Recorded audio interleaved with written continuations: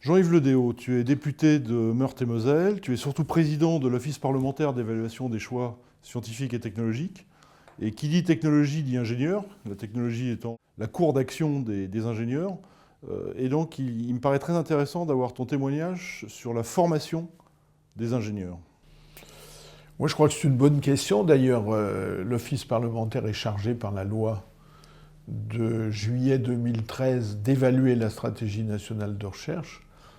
Et dans les trois éclairages qu'on va donner, on va donner un éclairage sur la formation des scientifiques et des ingénieurs en France.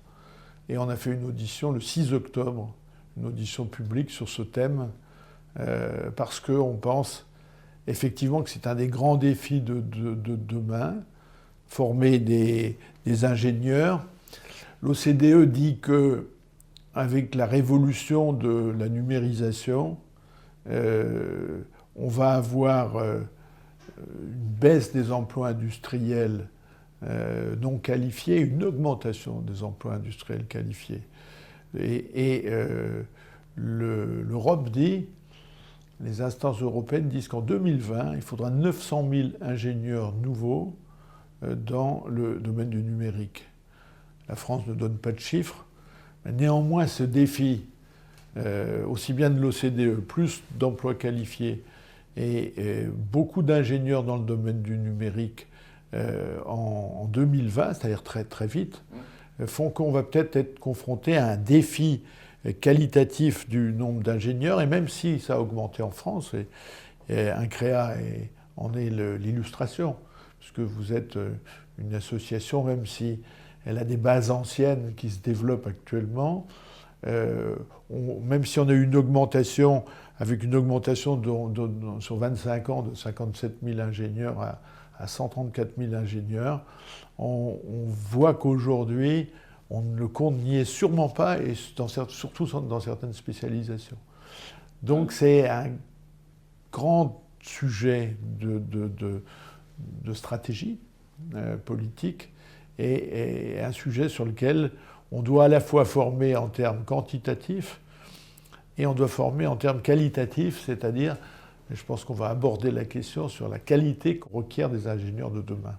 Exactement, il y a le côté qualitatif est aussi lié à l'aspect agilité pour s'adapter au monde du travail. Et il y a peut-être un point encore général, c'est qu'aujourd'hui dans les écoles en moyenne, il y a moins de 15% de femmes. Les écoles INCREA mettent en place des filières entièrement en anglais, de façon à d'une part, attirer des élèves étrangers, et d'autre part, davantage former des élèves français aux langues étrangères. On est dans un monde dans lequel la numérisation et les réseaux Internet font que les croyances ont souvent autant de valeur pour celui qui a accès à l'information que les savoirs.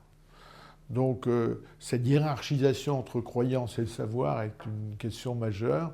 Et si ça se fait uniquement au moment de la formation des élèves ingénieurs, c'est trop tard. Donc si on veut à la fois féminiser, c'est-à-dire réussir à faire que des jeunes enfants, des filles, soient intéressés par ces métiers, et si on veut qu'on les sensibilise, il faut le faire dès l'école, à notre sens. Et dès l'école, on doit apprendre à raisonner, à démontrer, à calculer, à modéliser et à faire la balance entre les bénéfices et les risques. Alors, démontrer, calculer, modéliser, raisonner, c'est la qualité d'un ingénieur, après, mais c'est dès l'école qu'on doit mettre l'accent sur ces valeurs importantes. Et dès le lycée, ensuite, collège et lycée, il y a une très bonne initiative. Moi, j'ai été dans un des lycées de ma circonscription récemment où dans les travaux personnels individualisés,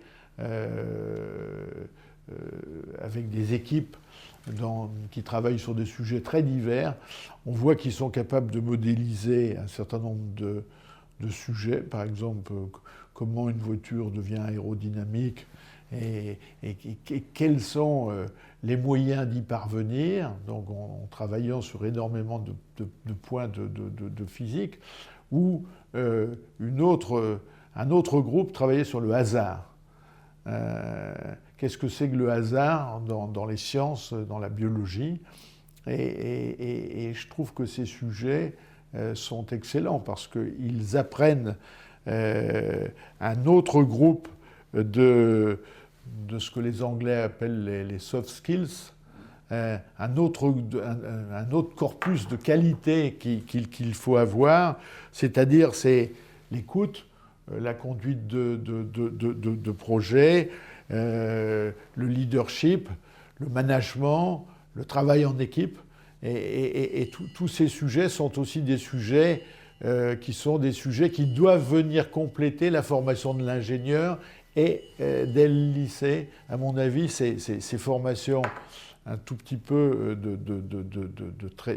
TPE, de travaux personnalisés, par équipe, permettent de le préparer. On devient bon en biologie moléculaire et en génomique si jamais on connaît d'abord la biochimie structurale. Et donc, ces bases disciplinaires initiales nous apparaissent majeures, car c'est ce qui ensuite permet de développer la créativité, la capacité d'argumentation, l'esprit critique, la rigueur, et peut-être même, je dirais, les qualités sociales qu'on exige de l'ingénieur de demain. Donc si j'ai parlé de l'école, j'ai remis à l'école l'apprentissage des qualités qui seront celles de l'ingénieur que j'ai développées là, et avec les bases solides et qui sont le hard skills, mais également tout ce qui est les capacités d'écoute et tout ce qui est capacité de travailler en équipe, de manager un projet, et qui sont les soft skills. Et de faire du multidisciplinaire, d'appréhender des disciplines différentes, qu'elles soient scientifiques ou pas. Il y a l'aspect humain, l'aspect économique, etc. L'aspect humain, économique, social, l'innovation n'est pas que technologique. Je crois qu'il faut le leur dire. Et dans des grandes découvertes, c'est très souvent des découvertes d'utilisation on voit Airbnb ou Uber, même si c'est contesté, c'est pas des découvertes technologiques. Et pourtant, ça a créé des évolutions et des usages. Donc les innovations d'usage, les innovations managériales, les innovations sociales sont aussi importantes que les innovations technologiques. Et malheureusement, il y a plein de freins à l'innovation dans notre pays. L'ingénieur se doit d'être généraliste, mais il faut que cette généralité, si j'ose dire, soit fondée sur une bonne connaissance d'une discipline. Aujourd'hui, les formations d'ingénieurs vont devoir l'être beaucoup plus et vont devoir tenir compte de ce que moi j'appelle les convergences technologiques, c'est-à-dire des technologies qui sont très liées les unes aux autres, et notamment l'informatique, qui est très liée à la physique, au nano, et à la biologie maintenant, dans tout ce qui traite de l'intelligence artificielle, par exemple. Et le futur du numérique? Le futur du numérique en particulier, non pas dans l'aspect pédagogique, dans les aspects innovation pédagogique. C'est à mon avis majeur. Les MOOCs vont se développer, les cours en ligne. Et là aussi, je pense que c'est une des préconisations qu'on va faire dans la stratégie nationale de recherche, que les plateformes soient plus aidées, et notamment au niveau francophone. Autant je disais tout à l'heure qu'il fallait enseigner l'anglais, mais on a un grand champ francophone qui existe encore, et d'enseignement, et donc on ne doit pas abandonner ce champ, au contraire, il faut l'organiser. Beaucoup des jeunes, on n'a pas de gros problèmes, mais je crois qu'il doit y avoir une adaptation permanente entre les formations et les besoins. Merci Jean-Yves.